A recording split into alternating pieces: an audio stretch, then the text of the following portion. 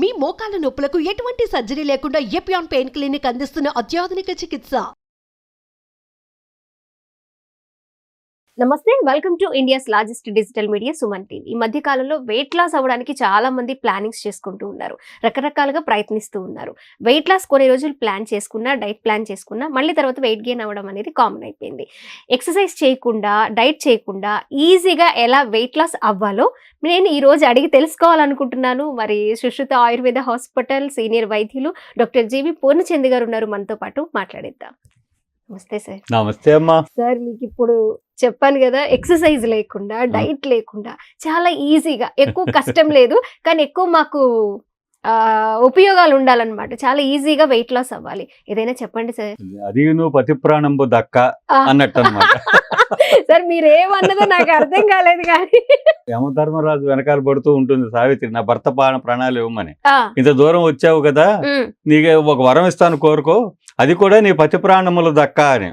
అట్లాగే మీరు అది కూడా ఎక్సర్సైజులు లేకుండా డైట్ లేకుండా ఏదైనా ఒక మాయ మంత్రం గానీ ఏదైనా ఒక చిన్న మీరు సరదాగా అడిగినా జనరల్ గా మనకి అటువంటి అలాంటిది ఏదైనా ఒక్క మాత్ర వేసేసుకుంటే ఇక మళ్ళీ జన్మలో మనకి ఈ గోల్ ఎక్కడితో అయిపోతుంది అనేటువంటి వైద్యం కోసం మొత్తం ప్రపంచం అంతా ఎదురు చూస్తున్న మాట నిజం. అయితే అటువంటి వైద్యం వచ్చిందిగా, టీకాలు వచ్చాయిగా. ఒక్క పోలియో డ్రాప్స్ ఒకసారి వేసేస్తే చాలు కదా, ఏదో దాని షెడ్యూల్ ప్రకారం పోలియో డ్రాప్స్ చిన్నప్పుడు వేసేస్తే ఈ లైఫ్ లాంగ్ మనకి ప్రొటెక్షన్ ఇచ్చింది కదా. అలాగే చాలా వ్యాధులకి ప్రొటెక్షన్ వస్తుంది కదా వ్యాక్సినేషన్ ద్వారాను. కాబట్టి ఏదో ఒక రోజు ప్రపంచంలో మీరు అన్నట్టుగా ఒక ప్రొటెక్షన్ అనేది ఇచ్చేటువంటి అవకాశం ఉంది. మా జనరేషన్ లోనే వస్తే మన జనరేషన్ లోనే వస్తే మాకు కూడా ఉపయోగం. స్థూలకాయం కూడా ఇవాళ కథ ఏం కాదు కదా, ఇది అనాదిగా మనకున్నదే. ఇప్పుడు మనం సాధారణంగా సినిమాల్లో భీముడిని ఇంత లావున ఇంత పట్టేసుకుని బకాసురుడిని చూపించినట్టే భీముడిని కూడా చూపిస్తూ ఉంటారు. కానీ అంటే వాళ్ళకి తెలియక కొంత ఇంకొక పాత్రధారి దొరకకపోవడం కొంత కారణం అయి ఉండొచ్చు. కానీ భీముడికి ఒక పేరుంది, ఏంటంటే వృకోదరుడు అని. వృకోదరుడు అంటే వృకము అంటే తోడేలు, వృకోదరుడు అంటే తోడేలు అంటే పొట్ట కలిగిన వాడు అని. పొట్ట ఎప్పుడు వస్తుందంటే జీర్ణశక్తి ఫెయిల్ అయినప్పుడే వస్తుంది. తోడేలుకి మొత్తం సమస్తమైన జీవరాశుల్లోనూ అత్యధికమైనటువంటి ఆకలి కలిగినటువంటిది తోడేలు. లార్జెస్ట్ ఎపిటైట్ ఉన్నటువంటి యానిమల్ అంత ఎర్త్ అనమాట. అంత ఆకలి కలిగిన వాడు అంటే అదే పర్వతాలు పలహారం చేసావా అంటాడే, ఆ విధంగా పర్వతాలను పలహారం చేయగలిగినంత జీర్ణశక్తి కలిగినటువంటి వ్యక్తులకు పొట్ట రాదు. ఇక్కడ భీముడికి వృకోదరుడు అనే పేరు ఉండటంలో మనకు తెలిసిన శాస్త్ర రహస్యం ఏమిటంటే, బలమైన జీర్ణశక్తి ఉన్నటువంటి వ్యక్తులకి విషం పెట్టినా చావలేదు భీముడు.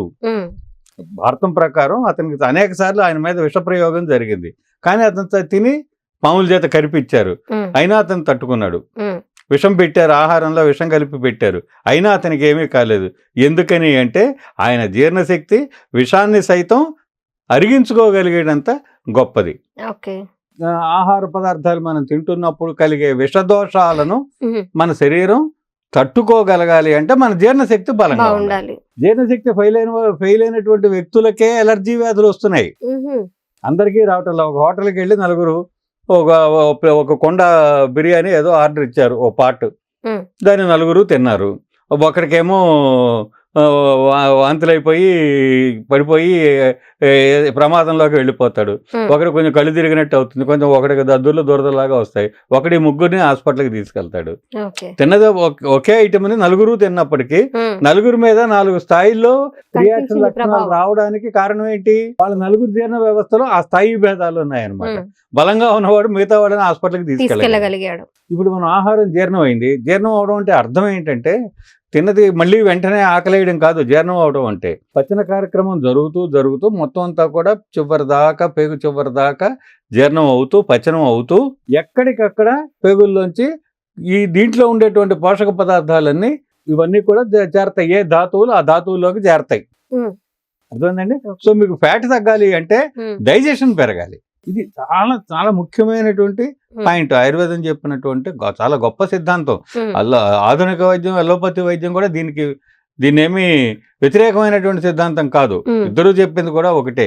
క్యాలరీస్ వచ్చి లూజ్ ఎడిపోజ్ టిష్యూలో డిపాజిట్ అవుతున్నాయి, దానివలన ఫ్యాటీ కణాలు, ఫ్యాట్స్ కణాలన్నీ కూడా ఉబ్బుతున్నాయి, పెరుగుతున్నాయి, అదే పొట్ట రావడానికి కారణం.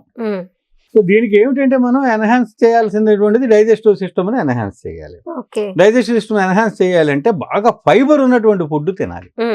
ఫైబర్ ఎంత ఎక్కువగా ఉంటే అంతగా ఈ ఫిల్టరేషన్ అనేది కొవ్వు పదార్థాలు రక్తంలో ఫిల్టర్ అవ్వకుండా ఎక్కడికక్కడ డైజెస్టివ్ సిస్టంలోని డైజెషన్లోకి వెళ్ళిపోతూ ఉంటాయి అన్నమాట. అందుకని బాగా మనం మొదటిది ప్రోబయోటిక్ అంటే బాగా మజ్జిగ బాగా ఎక్కువగా తీసుకుంటే స్థూలకాయం తగ్గుతుంది.